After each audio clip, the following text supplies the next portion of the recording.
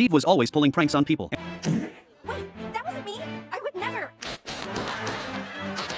And his goofy antics totally won Debbie over. But just then, Ethan the trust fund kid showed up, saying he was completely smitten with Debbie. The next day, Ethan invited everyone to his bar mitzvah except Steve. Turns out Wait, where's my invitation? Debbie had already started dating Ethan, and she told Steve she was breaking up with him. Steve was determined to get revenge, vowing to ruin Ethan's birthday party. He tried to hire a professional crew, but he couldn't afford it, so he ended up teaming up with Roger's sketchy gang instead. At the party, Ethan spotted Steve from across the room, but he didn't kick him out. Steve snuck over to the gifts and tapped one of the boxes. Sure enough, someone was hiding inside. Then he asked Debbie to dance, and she reluctantly agreed. As they hit the dance floor, Roger told Ethan that someone was planning to steal his presents. Ethan kept his eyes glued to Steve and decided to stand guard by the gifts. That's when Barry cranked the thermostat all the way up. Suddenly, all the guests were sweating buckets. Debbie asked Ethan to dance, and when he glanced over and saw Steve just munching on snacks, he said yes. The guys in black immediately crawled out of the gift box and pried open the vent. Ethan was lifted high in the air while dancing, but his eyes never left the presents until he saw the vent was open. He yelled at the top of his lungs, Let me down! They're stealing my presents! They're stealing my presents!